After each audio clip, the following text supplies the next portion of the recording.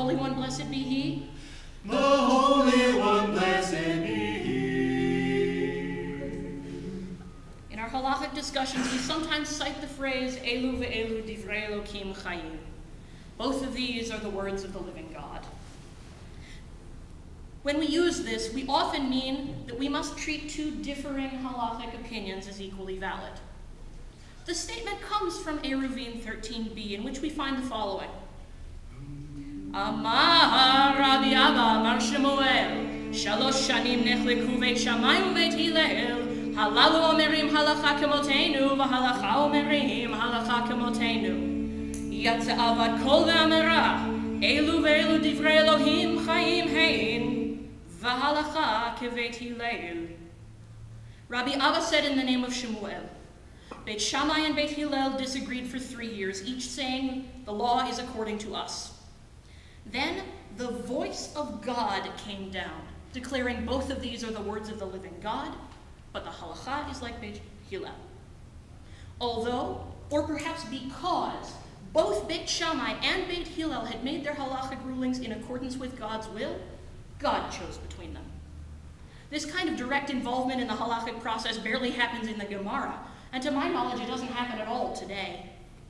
So the rest of the sugya tries to figure out why God had wanted things one way and not the other equally valid way. To me, this is a perfect example of what we do in the halachic process.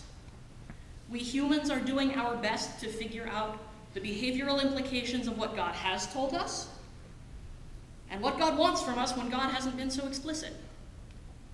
I'll ask the same question that I asked before. What would happen if every law committee meeting ended with Shamati b'kol Hashem Elokai, Asiti k'kol asher tzivitani? By having met and searched together for the words of the living God, we have heeded the voice of the Lord our God. I taught a Hebrew school class years ago to a minyan of 4th graders. When I told them that the Shekhinah appears among any group of Jews learning Torah together, they looked at me like I was stupid. So I took them into the sanctuary for an exercise in sensing the presence of God. I seated the 10 of them as far apart as possible in a 500-seat room and had them sing Ashrei together. Singing together in the empty sanctuary like that, they felt it. More than felt it, they heard it. They heard each other, they heard themselves, and they heard their own voices echoing back from the space between themselves and their classmates. I have no doubt that God is here with us at this moment.